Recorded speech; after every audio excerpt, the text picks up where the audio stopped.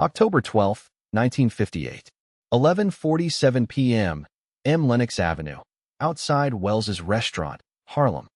The autumn air over Harlem carried the scent of rain-washed asphalt and roasted nuts from a street corner vendor. It was a smell of home, of dominion.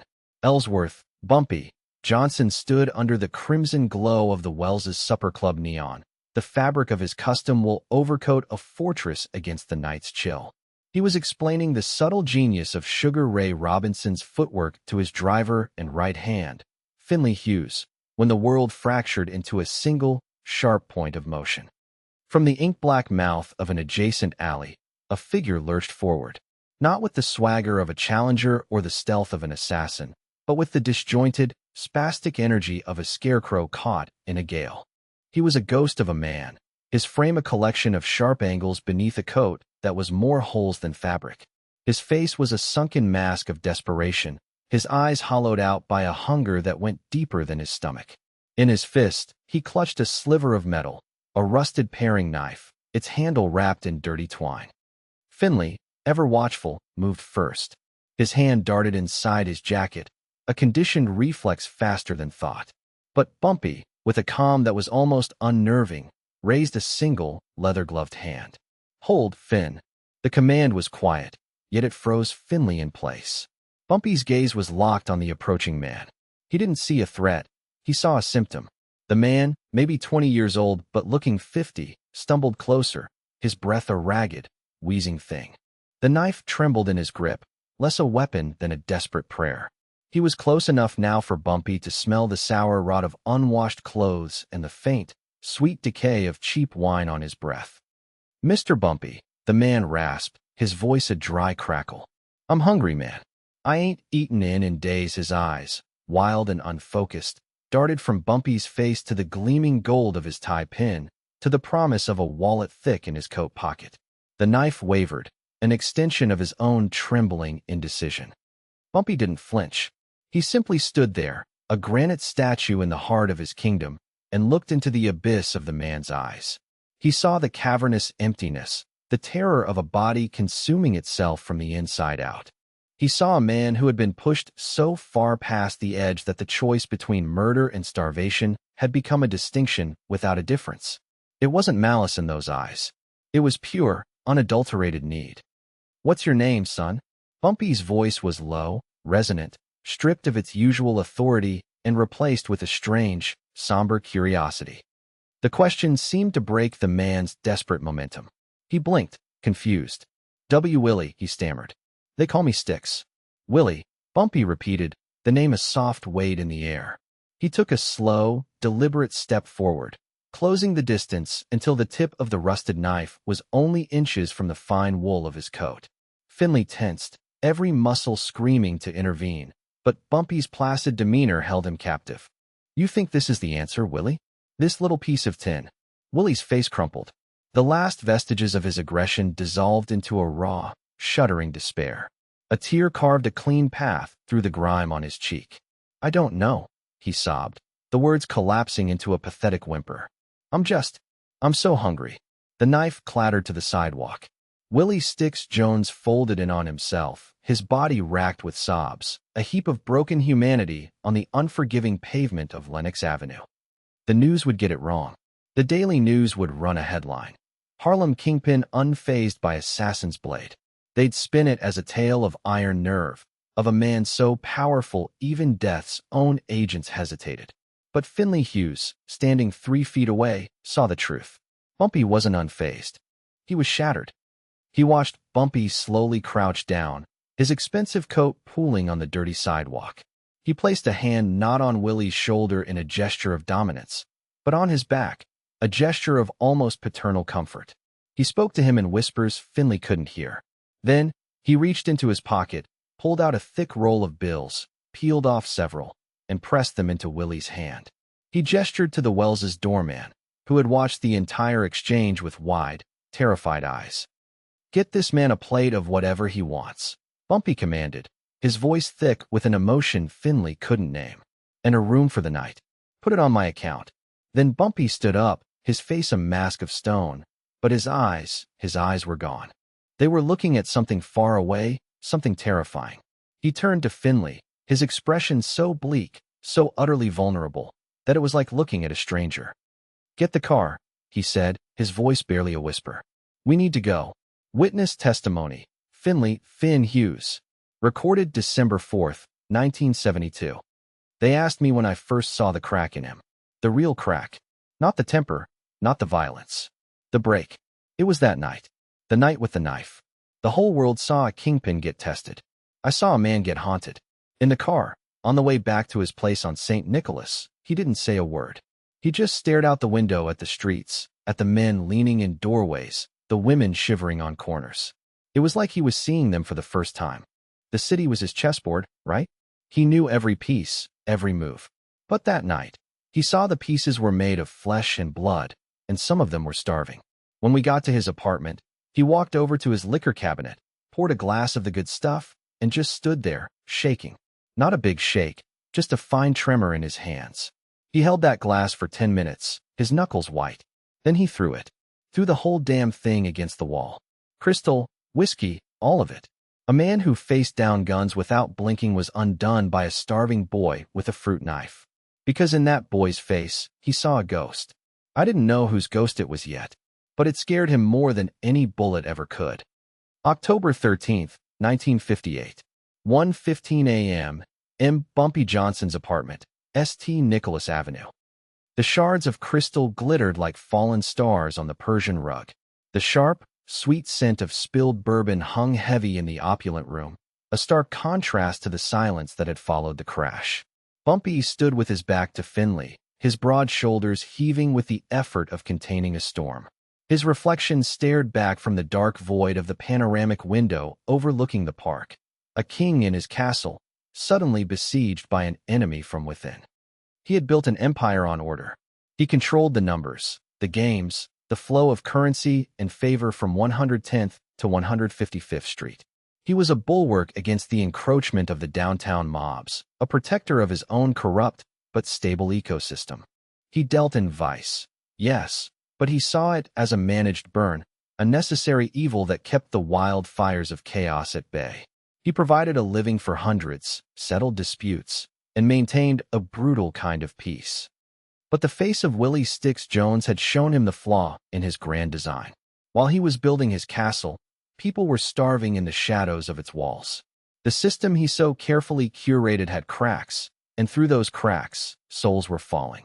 Souls were being consumed by a hunger his money couldn't sate and his power couldn't touch. His mind flashed back, unbidden, to another face. A younger face, full of fire and defiance, framed by the same dark, curly hair as his own. His sister, Pearl. Pearl had always been the artist, the dreamer, the one who saw the world in colors and poetry while he saw it in angles and odds. She hated his world. She'd told him so a decade ago, her voice ringing with the righteous fury of a 19-year-old idealist. "You're not a king, Ellsworth," she'd spat, using his given name like a weapon. "You're a merchant of misery. You build your throne on the backs of broken people." They hadn't spoken in years. Not since their mother's funeral 5 years ago, a stilted, painful affair where they stood on opposite sides of the grave like strangers. He knew she had married some trumpet player, moved to a small apartment downtown, and had a child. A boy. He sent money, of course. Every month, a thick envelope of cash would be dispatched via a trusted courier, no return address. He never knew if she received it, if she used it, or if she burned it. It was his penance, an anonymous attempt to bridge a chasm of his own making. The last he'd heard, a year or so back, the trumpet player had left her. The face of the starving boy superimposed itself over the memory of his sister. The same hollowed-out desperation, the same terrifying emptiness. A cold dread, slick and oily, coiled in his gut. It was an unfamiliar sensation. Fear was for other people, a tool to be wielded. He had never truly felt it for himself. But this was different. This was a fear for something he had neglected, something precious he had allowed to drift out into the wilderness he lorded over. "Finn," he said, his voice rough. He turned from the window, his face pale beneath his dark skin. The mask of the kingpin was gone. In its place was the raw terror of a brother. "My sister, Pearl. I need to find her." Finley nodded, his expression grim. He understood immediately. This wasn't a request. It was an act of desperation. Where'd you last hear she was living? Somewhere on the Lower East Side. Avenue B, maybe C. The last courier drop was a year ago. The building super said she'd moved on. No forwarding address. He ran a hand over his face, the tremor still there. The envelopes, they started coming back. The last 3-inch. Finley's blood ran cold. Return mail was a bad sign. It meant the trail was dead.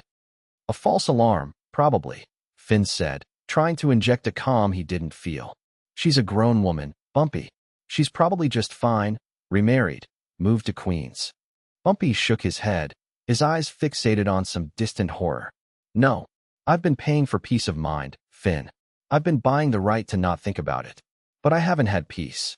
Not for a long time. That boy tonight. Willie. God, he could have been anyone. He could have been. He couldn't finish the sentence. He strode to his desk, a massive mahogany thing that had once belonged to a federal judge. He pulled open a drawer and retrieved a small, worn photograph. It was of a young woman with a radiant, defiant smile, her arms wrapped around a much younger Bumpy, both of them squinting in the summer sun on the steps of a brownstone. This is her, he said, his voice cracking. I want every man we have on the street. I don't care what you have to do. Check every flop house, every soup kitchen, every clinic from here to the Battery. Start with the Lower East Side. Find her. Find my sister. October 13th, 1958. 4 a.m., M. Harlem. The search began as a quiet storm. Phone calls were made from smoky backrooms and all-night diners. Men who were used to collecting debts and enforcing territories were now given a new, singular purpose. They were ghost hunters, searching for a woman named Pearl Johnson. The name was whispered over bar counters and passed between lookouts on tenement rooftops. A photograph was duplicated and distributed, the smiling face from a happier time becoming a holy relic in the hands of hardened men. October 13th, 1958. 11:30 a.m., M. Lower East Side. Finley Hughes coordinated the search from the front seat of Bumpy's parked Cadillac on a grimy street corner on Avenue A. The city's symphony of car horns and yelling vendors was the soundtrack to his grim task. Reports trickled in, each one a small death to the hope in Bumpy's eyes. He sat in the back, silent, staring out the window, the city he commanded now a labyrinth hiding his greatest fear. A runner came back from a clinic on 10th Street. A nurse thinks she remembers a woman looked like that. Came in with a bad cough last winter. Said her name was something else, though. Jane Smith, a dead end. Another man returned from a block of tenements on Avenue C. Landlord recognized the picture. Said she lived there till about 6 months ago. With a kid. Always late on rent. Said she left in the middle of the night. Took nothing with her. 6 months. The timeline tightened like a noose. October 14th, 1958. 3:20 p.m. in the Bowery. The search had moved to the city's desperate heart. The Bowery. A river of human misery, where men and women with broken dreams and empty pockets shuffled along, waiting for nothing. Bumpy got out of the car himself, his polished shoes a stark offense against the filth-strewn sidewalk. He showed the photograph to a man huddled in a doorway, his face a roadmap of burst capillaries. The man squinted at the photo, then at Bumpy's expensive suit. Might have seen her, he slurred, his hand outstretched. Memory costs, mister. Bumpy gave him a $20 bill. The man's eyes widened. Yeah, I seen her. Up in one of the shooting galleries. Over on Forsyth. She ain't look like that no more, though. Nobody does, once they get the monkey on their back. The words hit Bumpy like a physical blow. The monkey. Heroin. The one trade he had always refused to touch, seeing it not as a business but as a plague. He had fought wars to keep it out of Harlem, and now its tentacles had reached into his own bloodline. The irony was a bitter, metallic taste in his mouth. October 14th, 1958. 9 p.m., M. Forsyth Street. Finley got the news first. It was the false alarm, the moment of gut-wrenching hope that precedes the deepest despair. A call came in from one of his men. They'd found a woman matching Pearl's description in a raid on a tenement. She was being processed at the 5th Precinct. Finley relayed the information to Bumpy, who closed his eyes, a flicker of profound relief crossing his features. Let's go. Get her out.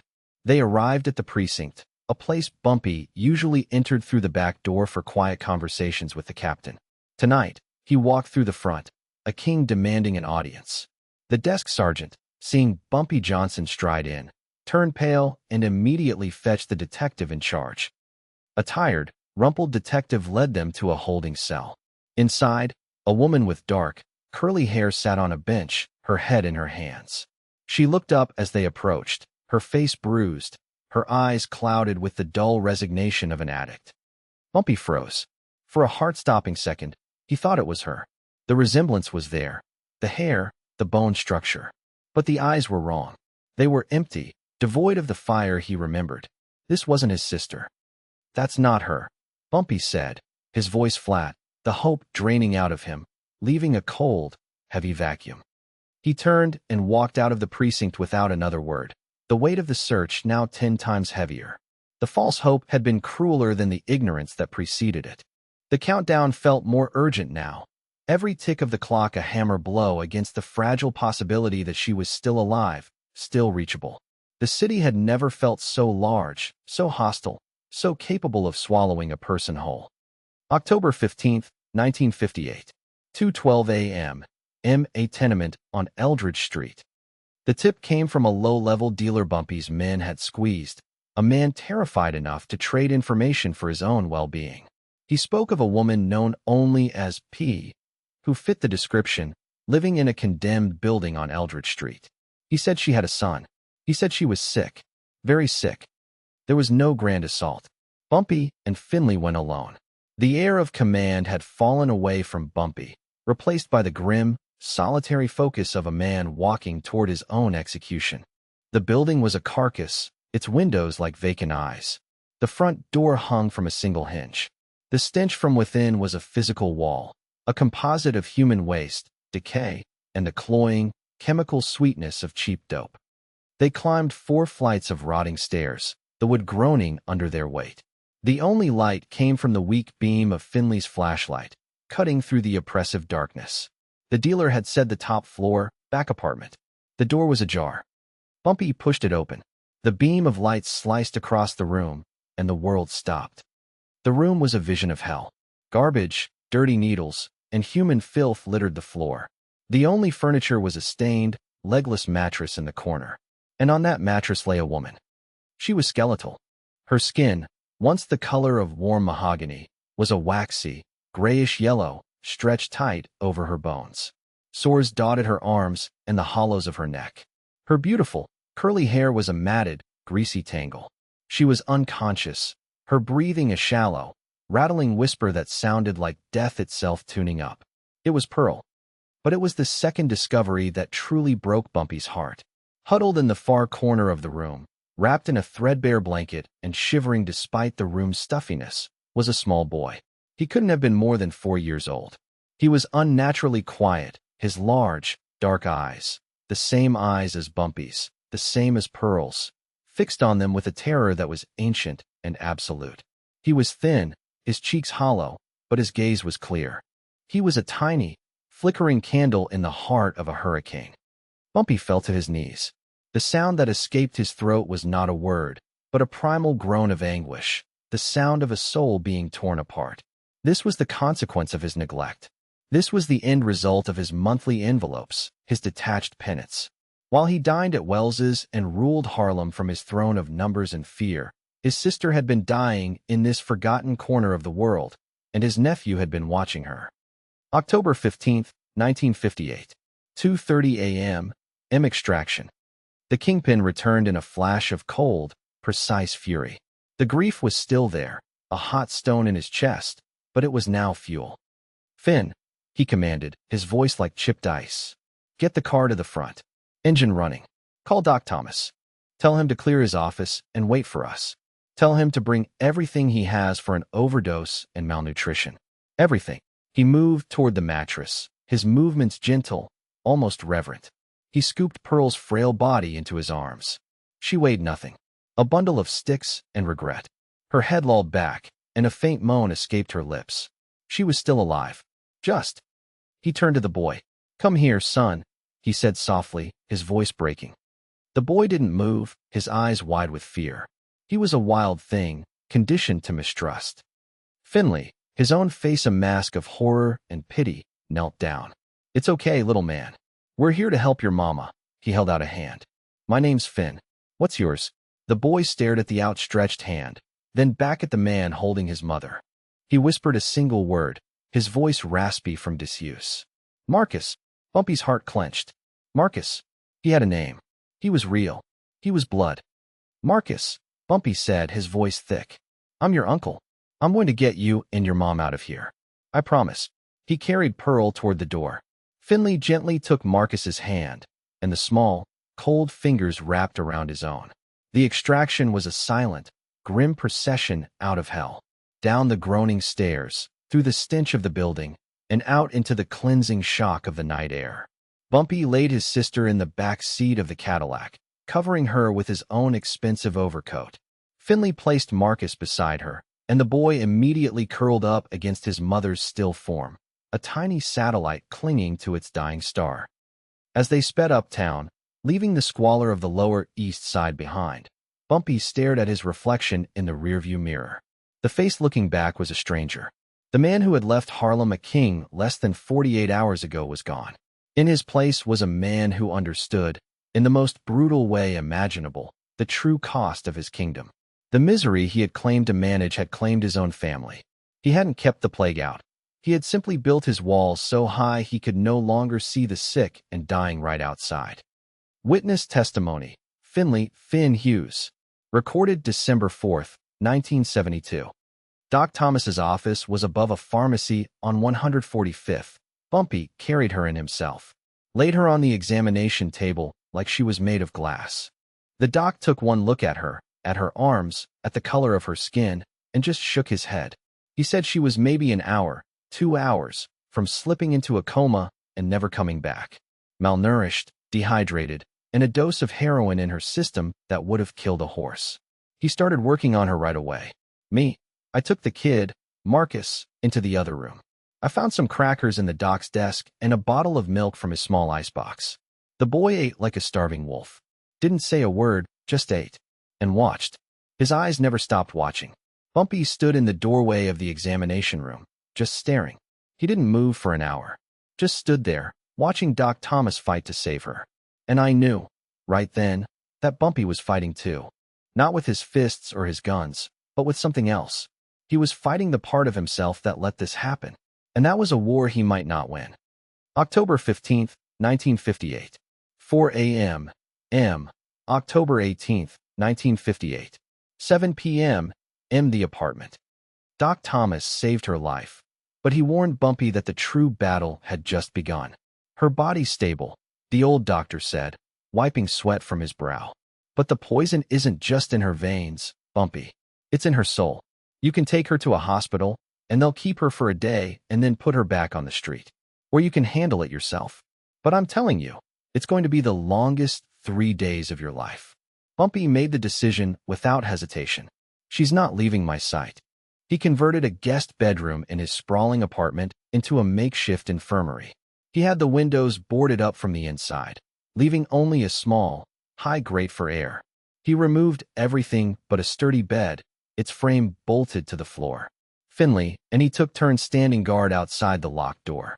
Marcus was given Bumpy's own room, a child suddenly surrounded by silk sheets and mahogany furniture, a silent, watchful prince in a gilded cage. The withdrawal began on the evening of the first day. It started as a tremor, a restless agitation. Pearl, floating in a haze of sedatives Doc Thomas had administered, began to twitch. By midnight, it had escalated into a full-blown storm. Day 1, the fever and the pain. The moaning started first. A low, guttural sound of pure misery that seeped through the thick oak door. Then came the pleading. "Please, Ellsworth. Just a little. Just to make the aching stop. Please." Bumpy sat in a chair outside the door, his face impassive, his hands clenched into white-knuckled fists on his knees. Every plea was a knife twisting in his gut. He had instructed Finley to take Marcus to the park, to a movie, anywhere to escape the sounds emanating from that room. By dawn, the pleading had turned to screaming. She thrashed against the restraints Doc Thomas had insisted on, her body convulsing. Sweat poured from her, soaking the sheets, the mattress. She vomited until there was nothing left but dry, agonizing heaves. She cursed him, screaming that she hated him, that he was a monster, that he had always been a monster. He sat and took every word, absorbing it as his rightful punishment. Day 2. The hallucinations. The physical torment subsided slightly, replaced by a crueler, more insidious torture of the mind. Pearl began to see things. Spiders crawling on the walls. Men with no faces standing in the corners of the room. She would scream in terror, then babble incoherently to people who weren't there. Bumpy, against Doc Thomas's advice, went inside. He found her huddled in a corner of the bed, her eyes wide with a terror he couldn't comprehend. She didn't see him. She saw a demon. "Get away from me," she shrieked, scrambling away from him. "Don't touch me."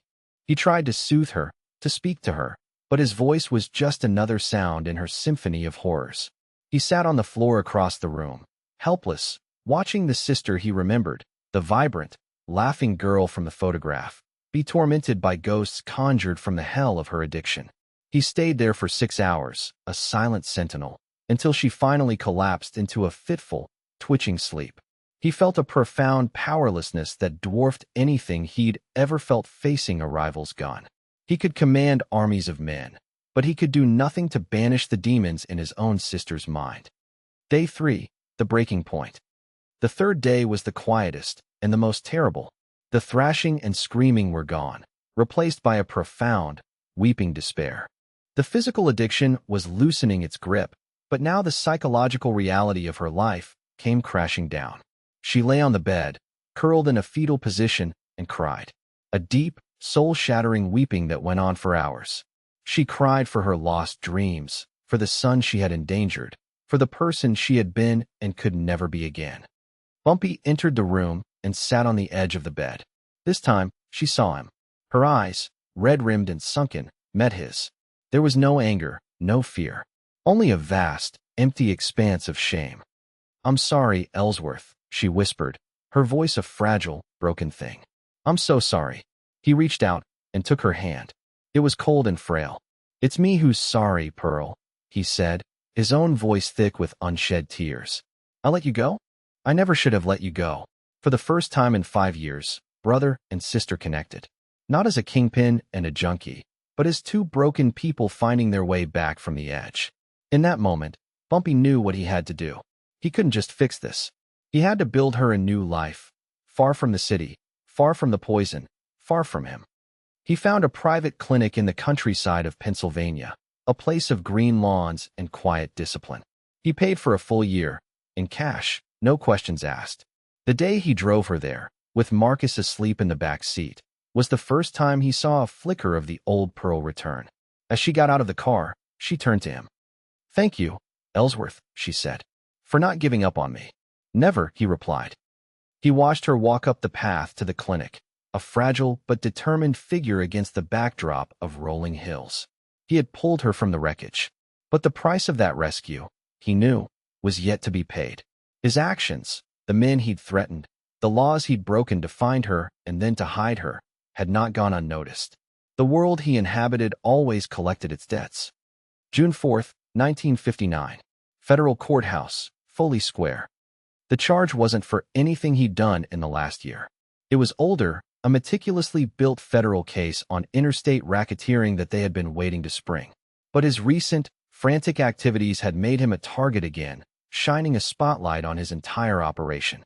They offered him a deal, name his associates, dismantle his own network, and he'd get 5 years. He refused. He would not burn down the world he'd built, for all its flaws. He would not betray the men loyal to him. He would take his punishment like a king. The judge, a man whose career was made on taking down men like Bumpy, sentenced him to 15 years. No parole. Destination, United States Penitentiary, Alcatraz. As they led him away in chains, he saw Finley in the back of the courtroom. He gave a slight, almost imperceptible nod. The plan was in place. Finley would manage the businesses. But more importantly, he would be the conduit.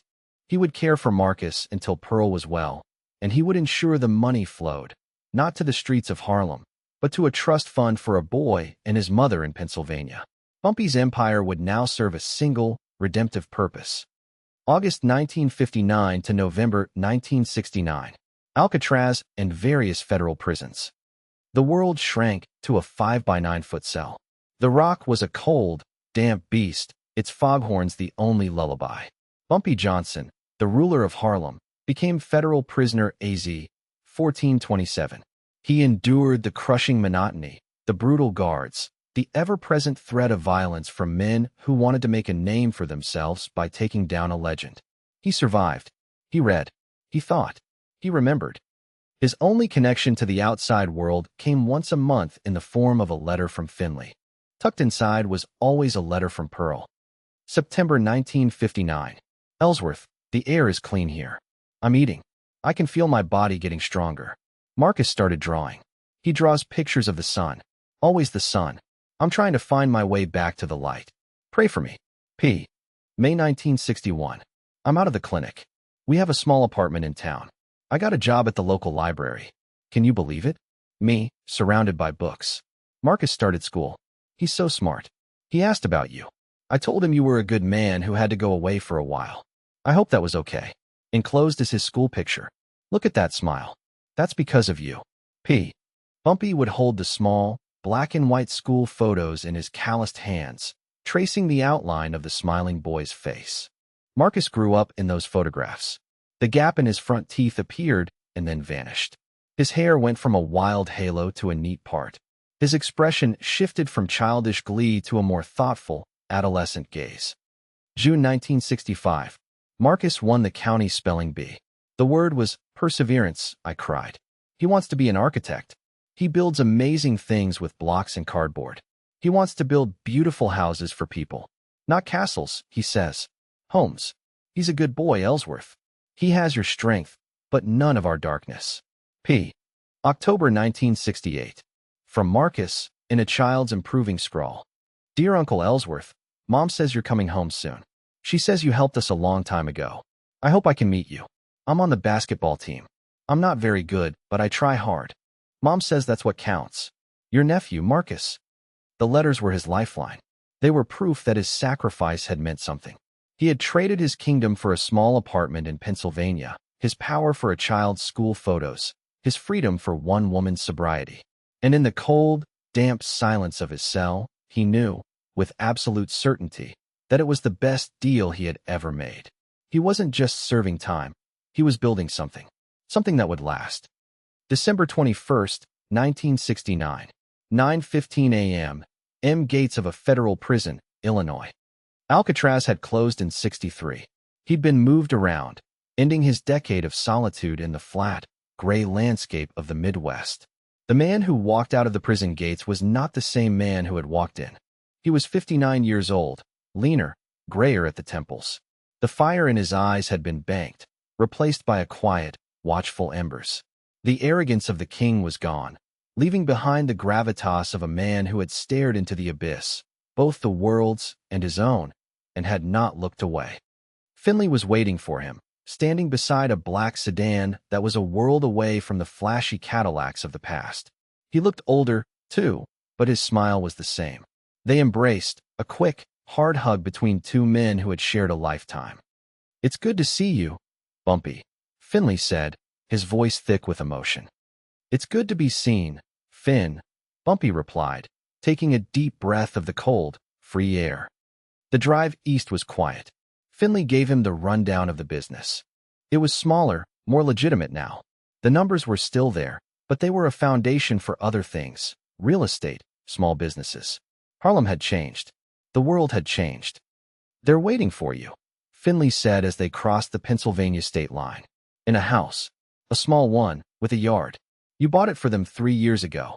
Bumpy just nodded, his gaze fixed on the road ahead. December 21st, 1969. 4:30 p.m. A small town in Pennsylvania. The house was modest, a 2-story clapboard with a welcoming front porch. A light was on in the window. As the car pulled up, the front door opened.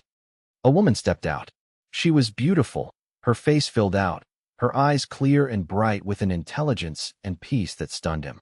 She wore a simple dress, and her hair was tied back, revealing the strong, proud lines of her face. It was the Pearl from his memory, but stronger, tempered by her ordeal. Behind her, a tall, lanky teenager emerged, his face a mixture of curiosity and nervousness.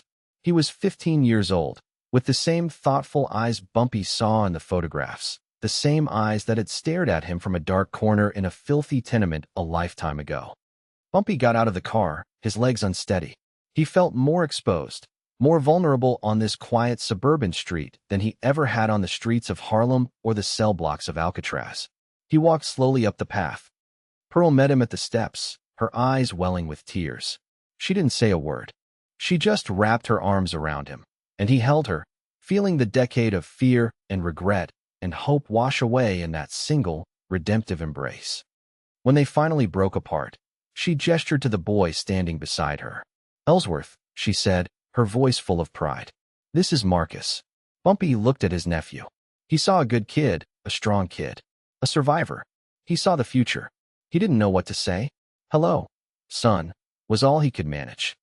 Marcus looked at this graying, legendary man, this ghost from his mother's stories. He saw the quiet strength, the profound sadness, and the deep, unwavering love in his eyes. He broke into a wide, honest smile, the same smile from the first school picture. He stepped forward and held out his hand. "It's good to finally meet you," he said, his voice clear and steady.